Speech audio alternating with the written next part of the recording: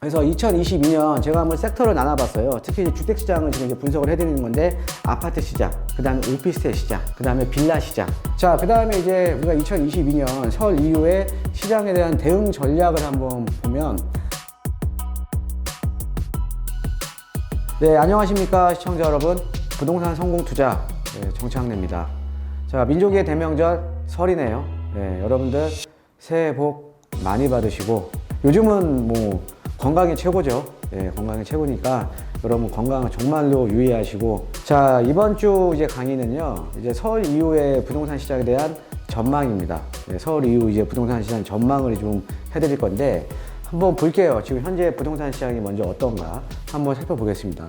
최근에 나온 이제 뉴스들을 보면 뭐 전국 아파트 뭐 10채 중에 8채가 신고가 이후에 하락해서 좀 거래가 됐다. 예, 서울도 하락해서 거래가 된 경우가 절반이 넘는다. 전국 주택 평균 매매가는 0.28% 올랐다. 1년 8개월 만에 가장 낮은 상승률. 그러니까 이게 마이너스로 전환된 건 아니죠. 아직은 이제 플러스를 유지하고 있다. 그 다음에 집값 상승 제동. 서울 아파트값 6주 연속 상승폭이 줄어들고 있다. 그 다음에 종부세 폭탄. 다주택자, 법인, 지방 아파트부터 먼저 내놓기 시작했다. 최근에 이제 뭐 신문에 많이 나오는 이제 뉴스들입니다. 그래서 이 헤드라인만 봐도 전체적인 시장이 상당히 좀 좋은 건 아니죠. 안 좋죠. 그죠? 또 하나 이제 보면은 이제 전국 아파트 매매 5분위에 대한 배율을 한번 볼게요. 이 5분위가 어떤 거냐면요. 상위 20% 이제 평균 매매 가격, 평균 매매 가격과 하위 20% 평균 매매 가격을 나눈 값입니다. 그러니까 이제 하위 20%와 상위 20%를 나누면 이 배율이 나오겠죠. 그러니까 이 배율이 클수록 양극화가 이제 심화가 되고 있다는 거거든요. 자, 그런데 지금 보면 작년에 6월 달부터 그 다음에 올해 1월 달을 비교해 보면 8.8배에서 이제 9.8배로 지금 더 양극화가 조금 더 심화가 된 겁니다. 그러니까는 비교적 이제 하위 20%면 이제 선호도가 낮은 지역이죠. 선호도가 낮은 지역, 뭐 지방에 있는 아파트라던가 이런 지역들은 좀 가격이 좀 내려간 거고요. 그 다음에 대략 상위 20% 가격은 좀 올라간 거겠죠. 그러니까 배율 자체가 지금 상당히 역대급으로 지금 이제 9.8배까지 지금 벌어진 겁니다. 자, 그래서 요 내용을 한번 보면, 그래서 전국 상위에 20% 아파트 평균가는 지금 12억을 돌파를 했습니다. 그 다음에 전국 하위 20% 아파트는 평균가가 1억 2,407만 원으로 지금 3개월 연속 하락세입니다. 점점 이제 시장에 대한 양극화가 이루어지고 있다. 제가 항상 이제 강의해드리면서 양극화 많이 말씀드렸잖아요. 그렇죠? 어떻게 보면 이렇게 양극화가 심화되고 있는 이 배경도 사실은 시장 자체로서의 지금 기능을 못하는 거죠. 약간 뭐 여러 가지 규제 때문에 뭐 대출에 대한 규제도 있고 세금에 대한 규제도 있고 약간 좀 이제 비정상적인 시장인 거죠. 그렇죠? 자, 그 다음에 이제 다음 장으로 보면 서울 유형별 매매가격 상승률입니다. 뭐 아파트부터 주택, 뭐 단독주택, 연립주택 모두 다 우하향으로 좀 하고 있죠. 그래서 대부분의 지금 상승률이 지금 0.2%대를 지금 유지를 하고 있습니다. 그래서 지금 전체적으로 아까 헤드라인 이제 보신 것처럼 매매가격 상승률이 지금 축소가 되고 있다. 줄어들고 있다. 라고 좀 보시면 될 것 같습니다. 자, 이렇게 지금 현재 이제 부동산 시장을 좀 분석을 해드렸고요. 자, 그 다음에 이 현 부동산 시장이 지금 과연 지금 왜 이렇게 지금 이제 시장이 안 좋아졌나를 한번 원인들을 한번 살펴보면, 일단은 집값이 너무 단기적으로 많이 올라버렸죠. 2020년도, 2021년도 해서 한 2년 동안 주택 가격이 너무 많이 올라버렸습니다. 그러니까 집값 상승에 대한 피로감이 지금 시장에 많이 쌓여 있는 거죠. 자, 거기에다가 이 대출에 대한 규제가 지금 추가적으로 지금 강화됐잖아요. 그러니까 이제 DSR이 본격적으로 시행이 되면서 대출을 받아서 집을 사기가 상당히 어려워졌습니다. 특히 소득이 좀 낮으신 분들이 어떻게 보면 이제 대출 규모가 확 줄어들어 버리는 거죠. 그래서 이 대출에 대한 규제. 그 다음에 앞으로 지금 최근에 이제 금리 인상 한 차례 했죠. 그래서 앞으로도 이제 금리 인상이 이제 될 거라는, 이건 추가적인 이제 금리 인상에 대한 이제 반발 심리 때문에 지금 매수 심리가 많이 축소가 됐고, 이게 금리 인상기에 지금 있다라는 거는 시장에 대한 유동성이 축소가 되겠죠. 그렇죠? 시장에 있는 돈이 이제 축소가 될 거 아닙니까? 돈의 양이. 그러니까는 유동성이 축소가 되다 보니까 매수 심리가 지금 상당히 많이 위축이 되어 있다라고 지금 보시면 될 것 같습니다.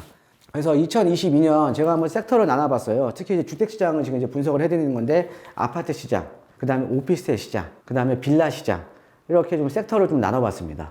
자, 그래서 아파트 시장을 한번 살펴보면, 자, 지금 이제 대선 전 지금 불확실성이 지금 상당히 확대가 되고 있죠. 지금 이제 대선 이후에 뭐 양도소득세라든가 아니면 보유세라든가 각 이제 후보님들이 지금 내놓으신 부동산 정책 공약이라든가 그 다음에 이제 뭐 앞으로 이제 주택 공급량이라든가 이런 것들에 의해서 지금 불확실성이 확대가 되면서 지금 숨고르기 장세가 지금 펼쳐지고 있다. 그 다음에 서울 이후 아파트 시장도 지역별로 편차가 좀 클 것 같습니다.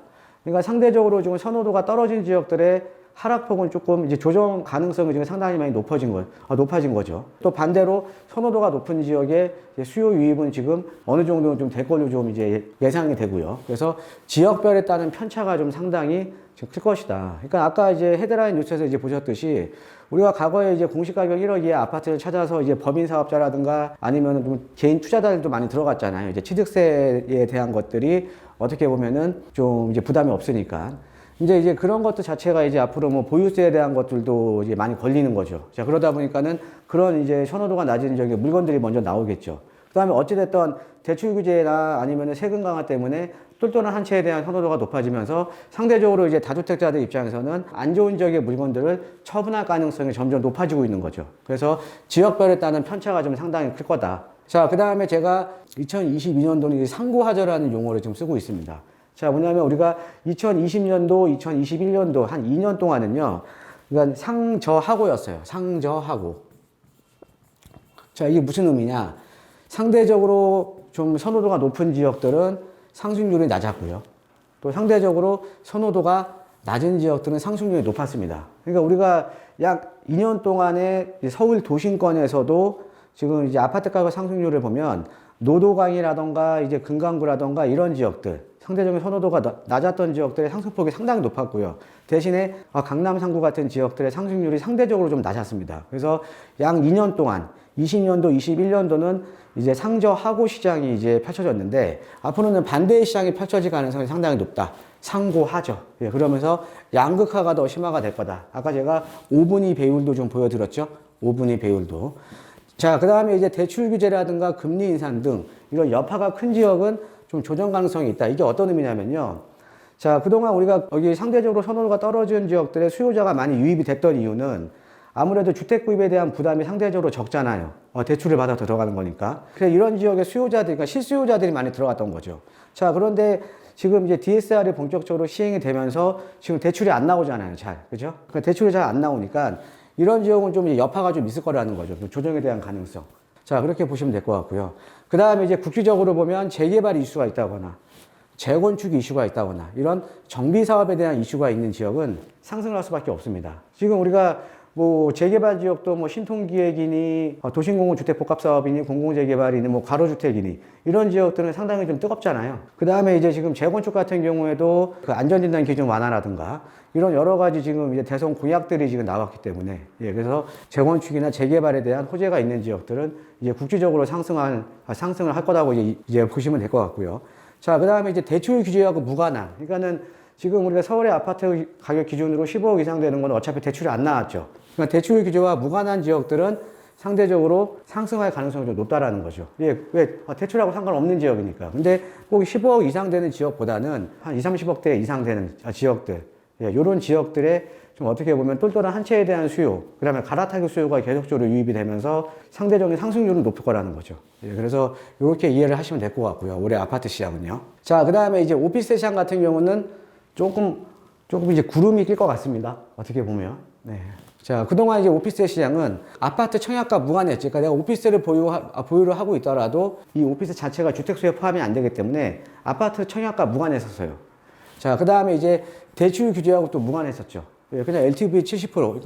그러니까는 오피스의 매매 가격의 70%가 이제 대출이 나왔다라는 거죠.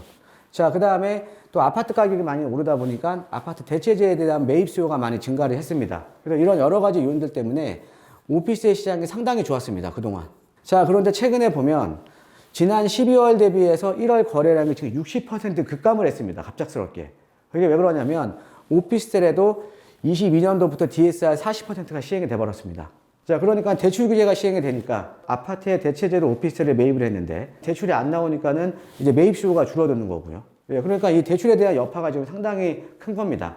예, 그래서 이 오피스텔 시장 같은 경우에는 작년하고는 좀 이제 분위기가 많이 틀릴 거다라고 좀 이해를 하시면 될 것 같고요.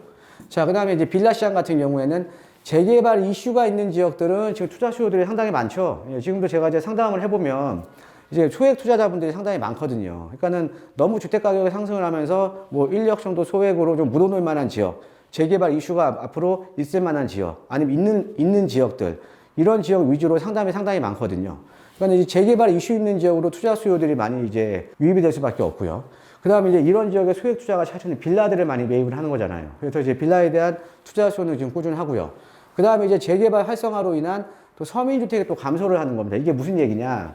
그러니까 지금 여러 군데 서울 도심 군데군데 막 동시다발적으로 재개발을 한다라고 하잖아요. 그러니까 재개발 형식의 정비 사업을 한다라고 하면 재개발 지역에는 이런 어떻게 보면은 임대가가 낮은 서민주택들이 많이 지금 들어가 있는 거 아닙니까? 뭐 오래된 연립이나 오래된 빌라 아니면 오래된 다가구 주택. 근데 이런 주택들을 어떻게 보면 상대적으로 임대가가 낮은 서민주택이었는데 이런 재개발이 활성화되니까 여기저기서 다 이제 멸실이 될 거 아닙니까? 멸실이 되고 새 아파트로 변하는 거잖아요. 그러니까 이 재개발이 활성화되면 활성화될수록 서울에 이 서민들이 이제 거주할 집들은 점점 줄어든다. 자, 그 다음에 이제 LH나 SH 이런 공사에서 그러니까 임대주택으로 공급하기 위해서 오피스텔이라든가 다세대라든가 이런 신축들을 매입을 합니다. 그러니까 이런 매입 임대주택이 증가를 하면서 일반인들한테 줄 수 있는 물량이 상대적으로 줄어드는 거죠. 그죠? 일반인한테 줄 수 있는 물량이 줄어드는 거잖아요. 얘네가 다 매입을 해버리니까. 그러면서 이제 신규로 나오는 이제 공급이 지금 물량이 또 감소하고요. 반면에 아파트에 대한 대체재 매입수는 지금 많이 증가를 하고 있죠. 아까 오피스텔도 아파트에 대한 대체재로 매입을 하는 거고 빌라도 아파트에 대한 대체재로 매입을 하는 거잖아요. 그러니까 수요는 증가는 하는데 공급 물량은 감소를 하고 또 기존에 있던 서민주택은 멸실이 되고 그러니까 이제 가격이 지금 오를 수밖에 없는 거죠. 그래서 지금 이제 상대적으로 우리가 그래서 전체적인 빌라 시장은 좀 괜찮을 걸로 보이는데 특히나 정비 사업 이슈가 있는 선호도 높은 지역은 상승할 가능성이 상당히 높다라는 거죠. 그래서 이게 지금 이제 빌라 시장입니다. 자, 그 다음에 이제 우리가 2022년 설 이후에 시장에 대한 대응 전략을 한번 보면 자, 한번 양극화는 점점 이제 심해질 거죠. 아까 말씀드렸듯이 대출에 대한 규제, 그 다음에 똘똘한 한 채에 대한 선호도, 왜? 보유세에 대한 부담이라던가 세금에 대한 부담 때문에, 양도소득세에 대한 부담 때문에 또 똘똘한 한 채에 대한 선호도가 높아지면서 오른 지역의 상승률은 상대적으로 더 높을 수밖에 없겠죠. 선호도가 높은 지역은. 자, 그 다음에 요거 내용을 좀 많이 여쭤보시더라고요. 언제 갈아타기 하면 좋을까요? 상급지로 갈아타기를 하실 분들은 언제든지 갈아타기 하시는 게 좋습니다. 왜 그러냐면 시장이 좋을 때는 상급지들 같은 경우는 더 많은 가격 상승이 이루어지는 거고 시장이 안 좋을 때는 상대적으로 상급지면 가격 하락률이 더 적거든요. 그러니까 상급지 갈아타기는 시장이 안 좋을 때도 내 자산을 지키기 위한 하나의 목적입니다. 그러니까 상급지 갈아타기는 언제든지 유효하다. 내가 여건만 되면은 상급지로 이제 갈아타셔도 된다. 라고 좀 보시면 될 것 같고요. 그 다음에 이제 다주택자분들 같은 경우는 대선 이후에 지금 포지션을 정하셔야 될 것 같습니다. 예, 대선 이후에 좀 스탠스를 좀 취하셔야 될 것 같아요. 왜 그러냐면 지금 양도소득세 완화라든가 이런 얘기들이 지금 계속 나오고 있잖아요. 예, 그러니까는 다주택자들 분들 중에 보유세에 대한 부담 아니면 양도소득세에 대한 부담이 좀 많으신 분들이 많잖아요. 예, 그리고 어찌됐든 뭔가 좀 완화에 대한 기대감이 있기 때문에 이런 분들 같은 경우는 대선 이후에 이제 스탠스를 취하시는 게 좀 좋을 것 같고요. 그 다음에 이제 전세 물량, 지금 상대적으로 전세 시장이 상대적으로 아주 안정적이니까 우리가 지금 한 2년 동안 전세가가 많이 올랐는데 지금 한 2, 3개월 정도 상당히 좀 안정적이에요. 자, 그런데 올 여름부터가 좀 문제라는 거죠. 그러니까 임대차 3법 중에 이제 갱신이 된 물건들이 또 올해 7월 달부터 물건들이 나오거든요. 그럼 그런 애들은 전세가를 시세에 맞게 올려받을 거 아닙니까? 그럼 전세 가격이 평균이 올라가 버리죠. 그죠? 그 다음에 이제 임대 시장에 지금 월세화가 점점 심화되고 있잖아요. 전세하고 월세 중에 월세 비율이 점점 높아지고 있습니다. 예, 그러니까 월세 비율이 높아지고 있다는 거는 전세 물량이 줄어든 거죠. 예, 그래서 지금 이제 전세 물량이 좀 많이 좀 급감을 하고 있으니까 이런 것들도 한번 염두에 좀 두셔야 될 것 같습니다. 자, 그 다음에 이제 앞으로 이제 재개발이 상당히 많이 활성화되고 재개발 형식을 띈 뭐 가로주택 정비 사업이나 자율정비 사업이나 최근에 모아주택이라던가 아니면 역세권 시프트 역세권 개발이라던가 이런 상당히 지금 다양해지고 있잖아요. 그래서 지금 만약에 시드머니가 적으신 분들 이런 분들 같은 경우 시드머니가 적다 보니까 아무래도 지금 재개발 추진하고 있는 지역들은 투자 금액이 상당히 많이 높아졌죠. 아니면 재개발 얘기가 나오고 있는 지역들, 재개발이 거론이 되고 있는 지역들은. 그런데 앞으로 이 사업 방식이 상당히 많이 다양해지니까 이렇게 사업 방식이 가능한 지역들은 아직도 소액 투자가 가능합니다. 그러니까 시드머니가 적으신 분들도 지금 소액을 갖고 계셔서 투자 금액이 작으신 분들도요, 적극적으로 지금 이게 소액으로 투자할 지역을 찾아야 된다라는 거죠. 적극적으로. 예, 그래서 그 2022년도 그래서 아파트 시장, 오피스텔 시장, 그 다음에 빌라 시장, 그 다음에 이제 재개발 얘기, 뭐 재건축 얘기도 약간 해드렸고요. 예, 어찌됐든 우리가 앞으로 시장을 좀 조금이라도 예측을 해봐야 어떻게 보면 시장에 대한 대응을 내가 할 수 있잖아요. 예, 그래서 이번 시간에는 설 이후에 예, 부동산 시장 전망에 대한 얘기를 해드렸습니다. 예, 여러분들 새해 복 많이 받으십시오. 항상 건강하시고요. 예, 자, 오늘 강의 여기서 마치도록 하겠습니다. 예, 감사합니다.